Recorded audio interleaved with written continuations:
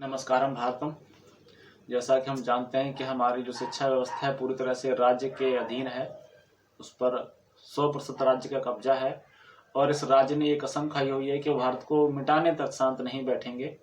और उस शिक्षा के प्रभाव के कारण हमारी जो युवा पीढ़ी है वो हर तरीके से सामाजिक वैल्यूज में, नैतिक वैल्यूज में, धार्मिक विचारों में, रिलीजियस विचारों में, इवन सत्य और सत्य के विषयों में भी भ्रमित हैं। तो ऐसी स्थितियों में हम देखते हैं कि समाज में विभिन्न तरह की समस्याएं उत्पन्न होती हैं, गंभीर करुणामयी समस्याएं देखने को मिलती हैं, हृदय विदारक समस्याएं देखने को मिलती हैं, जिसमें से एक है लव जिहाद। आपने देखें जो लव जिहाद के जो केसेस आते हैं उसमें कितनी क्रूरता से लड़कियों को जलाना, मारना, काटना जैसी एक दुखद घटनाएं सामने समाचारों में आती रहती हैं। लेकिन अब इन सब के लिए जो राज्य के शिक्षा के परिणाम हैं, जिन्होंने ऐसा किया है उसमें बदलाव की आवश्यकता है। लेकिन जब तक वो बदलाव संभव नहीं है निकट भविष्य में, तब तक हिंदू समाज को क्या करना चाहिए? हिंदू समाज का ये कर्तव्य है कि वो सरकारी शिक्षा से मतलब आज के वर्तमान जितनी भी शिक्षा पद्धतियां, चाहे वो सरकारी विद्यालय हों या प्राइवेट विद्यालय हों, उन सभी शिक्षाओं के बाद भी अपनी बच्चों को, अपनी बेटियों को समाज के बारे में, इस्लाम के बारे में और अच्छे बुरे के बारे में, नैतिक मूल्यों के बारे में, धार्मिक मूल्यों के बारे में, रिलीजियस और मजहबी विश्वासों के बारे में बताएं और उन्हें हर सही और गलत से अवगत कराएं, बिना किसी संकोच के, बिना किसी भय के, ताकि उनका जीवन एक दुखद अंत से बच सके। हम आपको आज बताने जा रहे हैं कि इस्लाम में महिलाओं को as a friend, as a पत्नी स्वीकार करने का किसी भी मुस्लिम को अधिकार नहीं है। लेकिन दुर्भाग्य से शिक्षा के परिणाम के स्वरूप हमारी जो बेटियां हैं वो ऐसा करती हैं कि नहीं, हम इन चीजों पर विश्वास नहीं करते। और जो हमारा साथी है, पार्टनर है, वो एज ए मित्र हो या फिर एज ए पति हो, तो वो कहते हैं कि वो भी इस चीज में विश्वास नहीं करता। तो यहाँ एक सबसे जरूरी जो ध्यान देने वाली बात है वो यह है कि यदि आप विश्वास करते हैं तब और आप विश्वास नहीं करते हैं तब, दोनों ही परिस्थितियों में आपको इस्लाम के बारे में जानने की आवश्यकता है। क्योंकि जब कोई व्यक्ति इस्लाम को फॉलो करता है तो वो किस चीज को मानता है, किस चीज को नहीं मानता है, ये उसके व्यवहार पर आप नहीं छोड़ सकते। क्योंकि इस्लाम में ये भी है कि वो काफिरों को धोखा देने के लिए किसी भी हद तक ऐसा व्यवहार कर सकता है जो आपको पसंद आए और आपको देखने में लगे कि वो इस्लाम के ठीक विरुद्ध काम करता है। तो उसे छल प्रपंच की उसे पूरी छूट है। तो हम आपको बताना चाह रहे हैं, विशेष करके अपनी बच्चियों को या बेटियों को, जो ऐसा कह करके हर चीज को नकारती हैं और वो उनके जाल में फंसती हैं।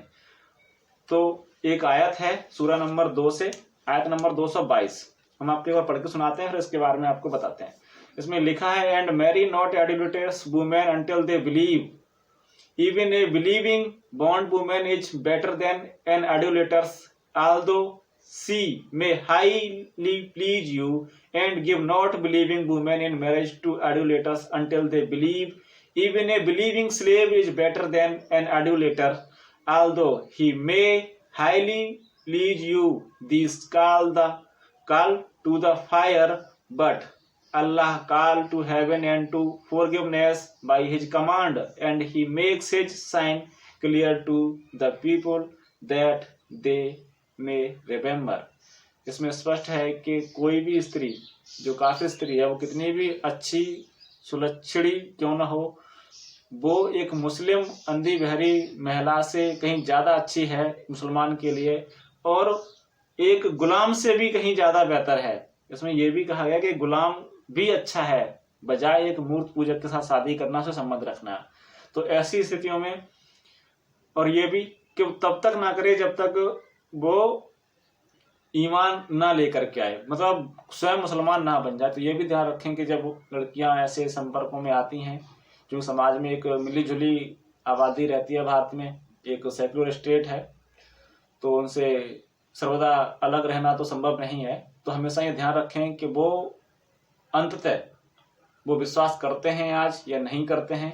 लेकिन जब आप उसके जाल में फंस जाएंगे, जब आपके पास वापसी का कोई मार्ग नहीं रहेगा, तब उसके द्वारा या उसके संबंधियों के द्वारा कभी न कभी किसी न किसी रूप में आपको इस्लाम के रूप में कन्वर्ट करने का दबाव होगा।